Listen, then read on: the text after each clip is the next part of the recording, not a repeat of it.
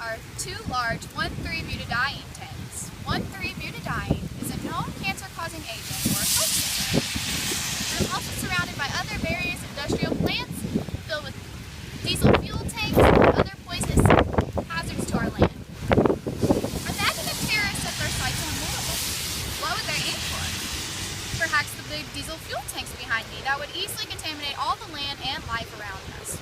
Or perhaps they would go for the 1,3-butadiene tanks. If the 1,3-butadiene tanks were to be exploded by a terrorist missile, they would easily flood carcinogens all throughout the city, leaving many people fall ill with cancer or other dangerous diseases. Now, not only does the West End and Rubbertown area house the large diesel fuel tanks and the 1,3-butadiene tanks, but it's also home to the worst quality of air and water in the entire city. The West End area has the most polluted air out of anywhere else in the entire city, and possibly even the entire state, housing one of the schools that has the worst quality of air, Cane Run Elementary, in the entire state. Not only is the air extremely polluted around me, but the water is as well. The Rubbertown area houses not only the most polluted pond in the entire city of Louisville, but also the most polluted creek in the area. Now, because the area is struggling with pollution and other financial burdens, not many businesses want to set up shop here. So many of the people are left without the essential resources that they need to survive. Here in the Rubbertown area, there's only one grocery store for every 25,000 people. That's nearly half of anywhere else in the entire city of Louisville, which is approximately one grocery store for every 12,500. Not to mention, the flood wall also ends nearby, leaving all the houses on the other side exposed and vulnerable to any possible instances of flooding or natural disaster.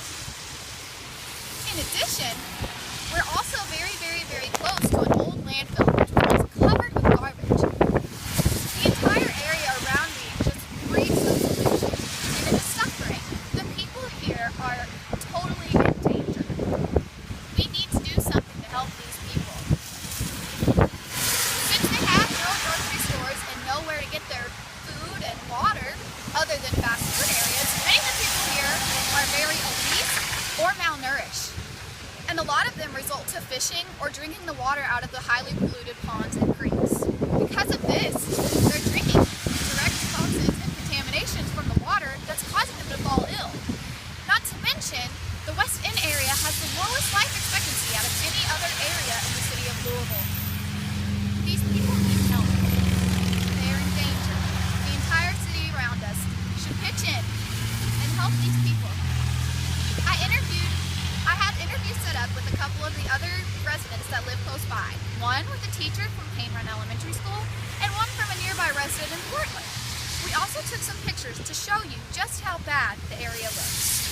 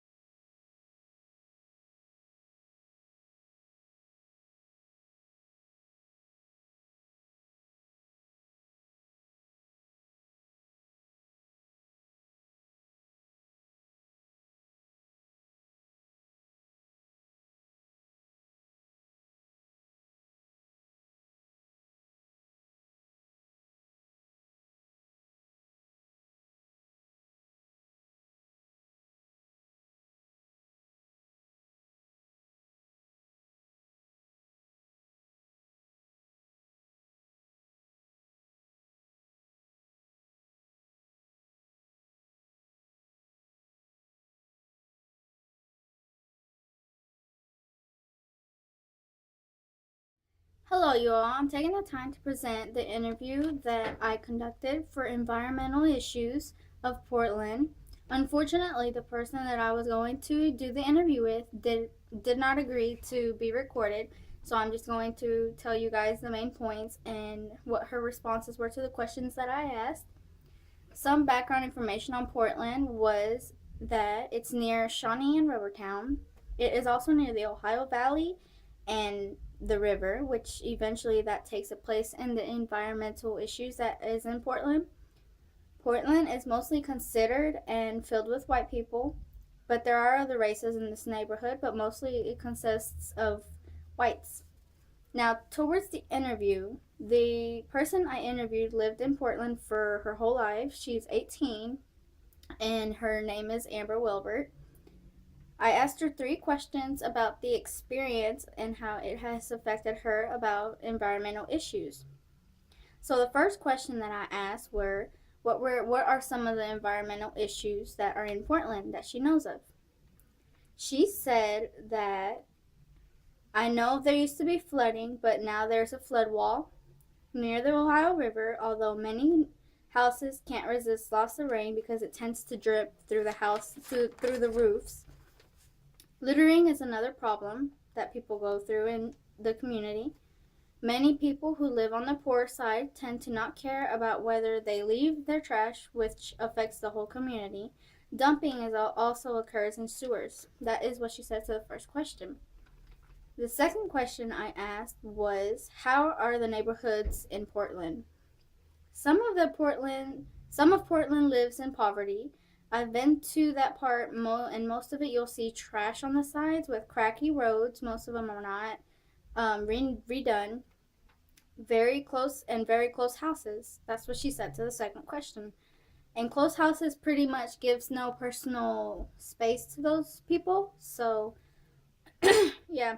The last question I asked was, I heard that Portland Elementary has an environmental program. Do you know anything about this program?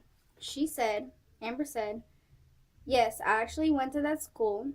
What they pretty much do is inform kids about current problems in the environment, since Portland goes through many and is near Rubbertown and Shawnee, which Rubbertown has a school where they have an environmental program.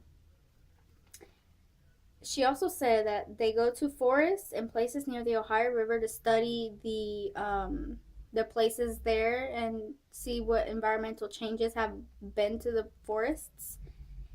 She said it was a good experience and every school should have it instead of those who are near Rubbertown and Shawnee. Portland, like any other county or neighborhood, has environmental issues, but here in this interview, you actually get a sense and more of an experience from somebody, and it is affected with environmental issues. So next, we're gonna have maybe a few pictures of Portland and see how they are.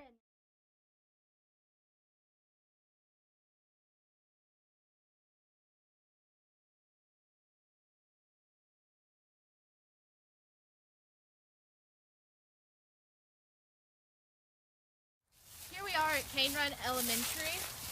This school is an environmental magnet, which means they teach their students about the environment and how to help it. And I'm about to have my interview with the principal, Gwen Gardner of Cane Run Elementary, to ask her a few questions about the environmental issues that may or may not affect their school and what they're doing to improve the environment around them.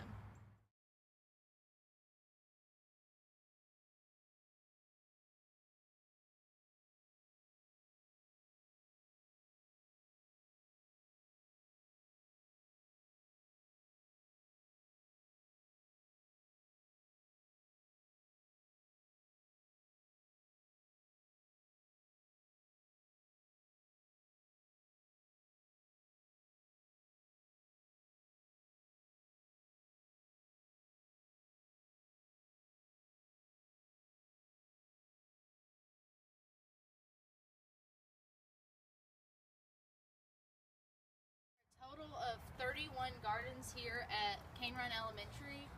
There are edible food gardens, such as pizza gardens, and they have a pioneer garden.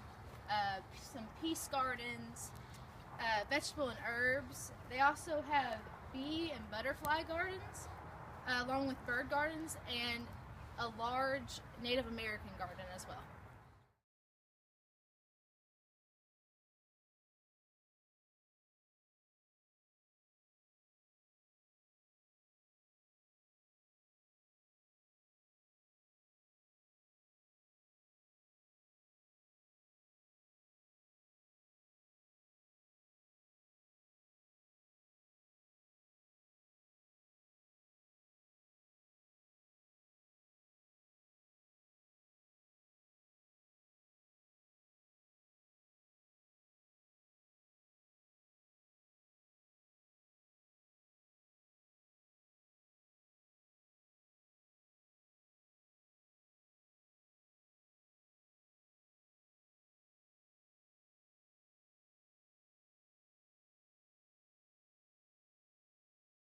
Cane Run's Discovery Zone, where they have rocks set all around here with fossils inside of it to help enhance their learning of the environment.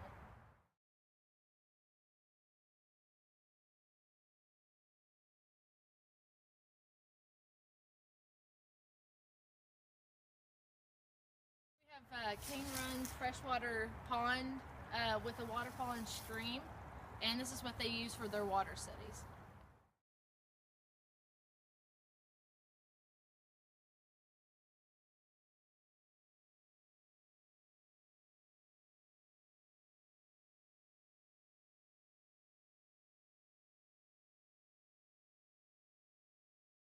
I asked Gwen Goffner, the principal here at Cane Run Elementary, if the environment interfered with their recess time, and she reported back to me that no, it does not. That 50% of their physical activity here at Cane Run Elementary is spent outdoors.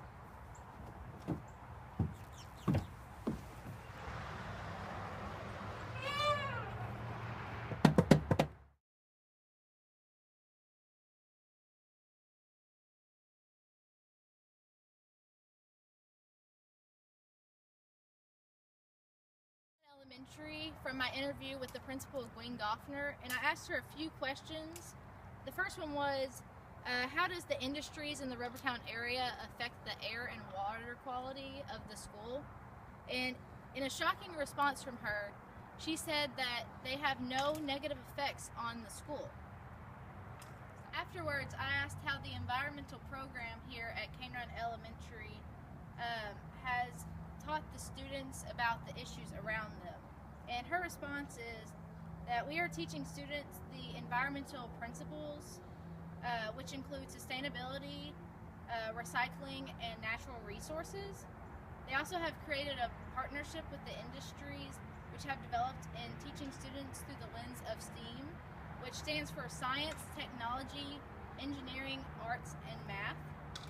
And if we had more schools like Cane Run Elementary, our students would be learning about what we need to do to help our environment in the situation that Rubbertown is in.